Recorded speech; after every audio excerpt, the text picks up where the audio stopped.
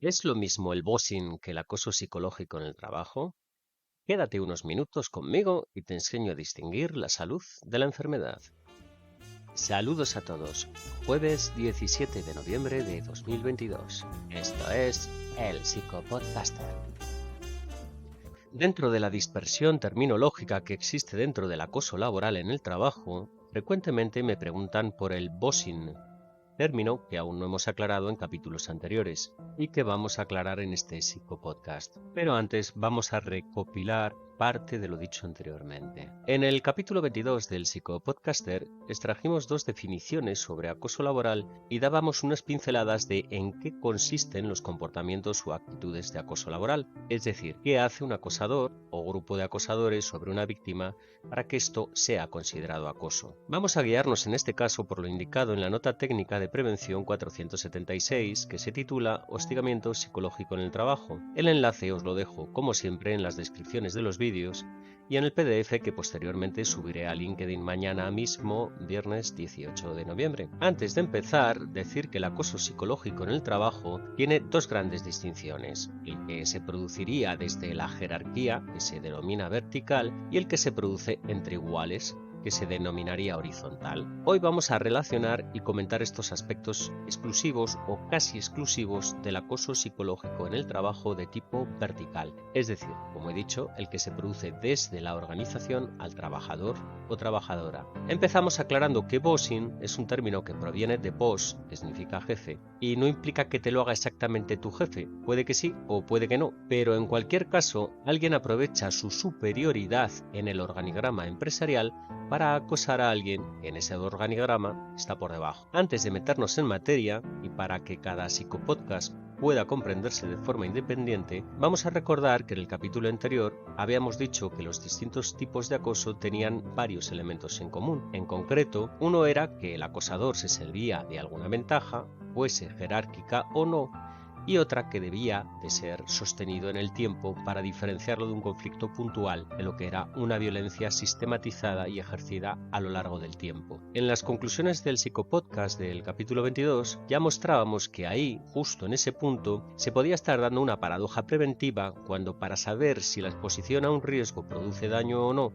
la persona tiene que seguir expuesta precisamente a ese riesgo. Os emplazo a que escuchéis ese capítulo porque os ayudará a comprender este. Decir que la nota técnica de prevención 476 hay una relación de distintos factores de acoso realizada por Zapp, North y Cuya en el año 96 y que es mucho más extensa de lo que vamos a explicar ahora, porque nosotros nos vamos a centrar en el factor que tiene que ver con las medidas organizativas, es decir, como hemos dicho anteriormente, desde la empresa hacia el trabajador. Si te está gustando este podcast, recuerda suscribirte, darle al like, campanita y para estar informado y al tanto sobre todas las novedades sobre este y otros temas tratados en el Psicopodcaster. Vamos con ello. Ataques a la víctima con medidas organizacionales, es decir, desde la empresa. Por ejemplo, el superior restringe a la persona las posibilidades de hablar. Esto hay formas más sutiles y menos sutiles de hacerse. Se puede cambiar a la persona de turno, por ejemplo al de noche.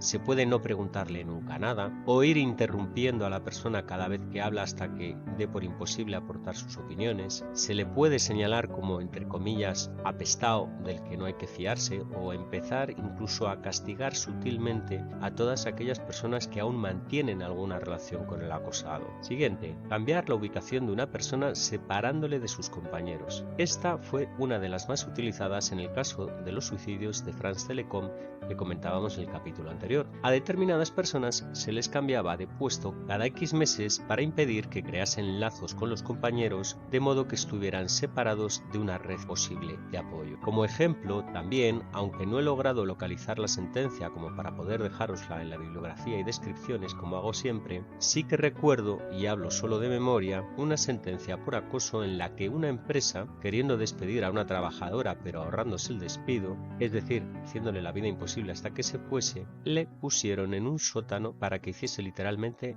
nada. Y además, de vez en cuando bajaba alguien de la empresa para protestarle porque le acusaban precisamente de eso, de que no hacía nada. Siguiente, prohibir a los compañeros que hablen con una persona determinada. Por ejemplo, de esto a fulanito ni palabra. o reuniones que se le comunican a todo el mundo menos a fulanito, y en las que se informa de algo como por ejemplo un cambio de procedimiento o lo que sea del que todo el mundo está informado menos precisamente fulanito, y además sugerido o dicho explícitamente en la reunión. Fulanito ya se irá dando cuenta, no le expliquéis nada. Para conseguir esto, además, hay que degradar a la persona para que la plantilla colabore. Es que fulanito va a meter la pata, ya sabéis cómo es, o sí, bueno, es que no ha podido venir por un problema personal.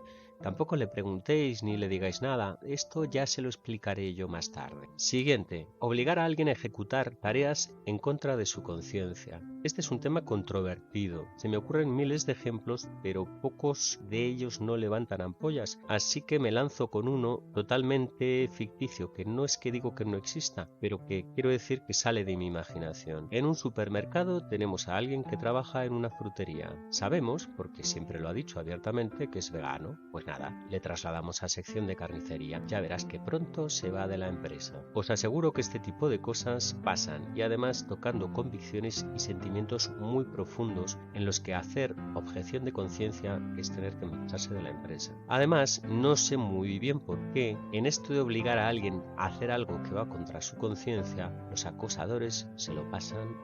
Siguiente, juzgar el desempeño de una persona de manera ofensiva. En lugar de decir aquello de tu trabajo tiene grandes áreas de mejora, sería deseable que incorporases eso o que quitases aquello, pasamos al esto es una mierda y no te mereces ni el sueldo ni el puesto. Pasamos de hacer una evaluación puntual y empática a una enmienda a la totalidad de una persona, y de lo empático pasamos a lo despótico con una sola frase. Cuestionar las decisiones de una persona. Esto lo hemos explicado ya en parte a veces. No se habla de en el plano honesto y puntual, eso se llamaría discrepancia. Se habla de que por sistema lo que diga una persona siempre y permanente se le esté poniendo en tela de juicio. Personas que estaban en su puesto porque parecían merecerlo desde hace años, de pronto desde la organización se le pone de forma abierta y sistemática en enfrentamiento con todo lo que haga o diga, aunque la empresa después siga por el camino que indica esa persona, pero públicamente se hace eso. No asignar tareas a una persona. ¿Qué me diríais si os cuento que en una mesa de oficina me encontré ya hace años a una persona mirando por la ventana, aunque tenía un monitor y un teclado, pero que no tenía ordenador? Yo en la evaluación estaba midiendo luz y aquello me dio para empezar una conversación y colocando el luxómetro sobre la mesa y bueno, explicando un poco en qué consiste la medición, que siempre suele despertar curiosidad y además pues siempre da pie a conversación. Y le pregunté precisamente por aquello. ¿No tienes ordenador? Y la respuesta fue, pues no tengo ordenador desde hace 3 meses. Un día falló y se lo han llevado a reparar y siempre me dicen que estarán a punto de traérmelo, pero no me lo traen. Pregunto, ¿cuánto le supone a una empresa la compra de un nuevo ordenador frente a tener una persona sin producción ninguna durante 3 meses? Bien, los técnicos de prevención de riesgos laborales rara vez podemos ver síntomas tan claros de una situación puede indicar un acoso psicológico en el trabajo. Normalmente uno llega a una empresa y todo el mundo se comporta como cuando hay visita, las cosas no trascienden. En ese sentido es una disciplina preventiva bien difícil de aplicar y que necesita mucho más desarrollo legal. Otra más, asignar tareas sin sentido. Wow, me voy a encargar un trabajo de meses y a contrarreloj que después no se lo va a leer nadie porque no se va a entregar a nadie o porque no hacía falta desde el principio. Eso sí, cada vez que tu trabajo lo revise le voy a sacar los fallos, los defectos y formas absurdas de mejorarlo. Asignar a una persona tareas muy por debajo de sus capacidades. Voy a poner un ejemplo que no sé exactamente cómo va a caer. No tiene por qué entenderse que siempre es así, que es una ciencia exacta o que siempre es propiamente acoso o que está en la órbita del acoso. Pero ¿qué sucede cuando tenemos una persona que acaba de terminar su máster o 2 másters? Le ponemos de chica o chico de los recados, desde poner cafés a ir a la compra de algo del jefe. Ya sé que muchas personas que me escuchan han pasado por ahí y siguen pasando. El ejemplo es de las tareas por debajo de las capacidades, no de acoso en sí misma, pero creo que sí se entiende lo que quiero decir. Asignar tareas degradantes. Otro punto complicado de explicar, porque lo que es degradante para unos no lo es para otros, y porque va a depender mucho tanto de la naturaleza del trabajo como de otras muchas circunstancias. Voy a poner un ejemplo que vi hace años en la Feria del Libro. Una chica llevaba puesto en la cabeza un cubo de esos de tela, como los que hoy se compran en casi en cualquier lado para los gatos, con el nombre de una editorial. ¡Wow! Eso sí que es una muy buena forma de arrastrar el nombre de la empresa por los suelos. Por detrás de una malla medio traslúcida del color de la editorial, repartía folletos de los últimos títulos. Seguro que a quien se le ocurrió esta idea de marketing pensó que era muy buena, pero seguro que nunca se la llegó a poner. Hay otras muchísimas formas de degradación, pero no entran dentro de tareas. Recuerdo una plantilla de enfermeras que durante años estuvieron luchando para que les cambiaran el uniforme porque hiciesen lo que hiciesen dentro de su profesión y se moviesen como se moviesen, terminaban mostrando parte de su cuerpo. Este último ejemplo podría entrar en lo que actualmente denominamos como acoso por razón de sexo, pero de eso ya hablaremos en próximos psicopodcasts. Como anticipo, os dejo un enlace en descripciones y bibliografía de una publicación titulada Conocer el acoso sexual y el acoso por razón de sexo, punto de partida para la acción, prevención y que pertenece al Instituto Navarro de Salud Laboral. Respondiendo a la pregunta del psicopodcast, ¿es lo mismo el bossing que el acoso psicológico en el trabajo? El bossing es de por sí un acoso psicológico en el trabajo, aunque el término es más concreto porque se refiere al acoso psicológico en el trabajo que es en dirección vertical. Se podría creer que el acoso es acoso se mire como se mire, pero más allá del que se produce entre compañeros, el acoso realizado por una empresa hacia un trabajador o grupo de trabajadores, el bossing, supera el matiz de lo interpersonal, pasando a una dolosa estrategia empresarial. Cuando se produce desde la organización hacia el trabajador, suele emplearse como estrategia y forma parte de un despido a base de hacerle la vida imposible a una persona para ahorrar costes. El trabajador se marcha por su, entre comillas, voluntad, lo cual le priva de la prestación por desempleo.